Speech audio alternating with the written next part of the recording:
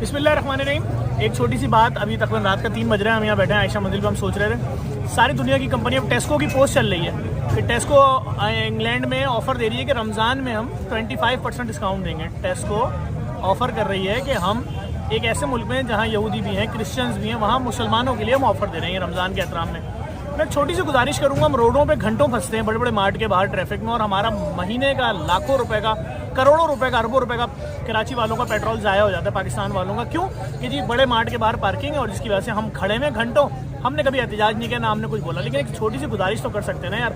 वो तमाम मल्टीनेशनल और नेशनल कंपनियां जो पाकिस्तान में अपनी प्रोडक्ट बेच के अरबों रुपए, और ये जितने मार्ट बने हुए ये कई 100 करोड़ रुपए कमाते हैं, कभी इनसे गुजारिश नहीं की। लेकिन इस बार रमज़ान में अगर ये अपने मार्ट के ऊपर 20% ऑफर लगा दें, आप अपना एक रैक कंपनी वालों को 20-20 लाख रुपए पे देते हो, 20-20 लाख रुपए, 25-25 लाख रुपए, तो अगर हम लोगों के लिए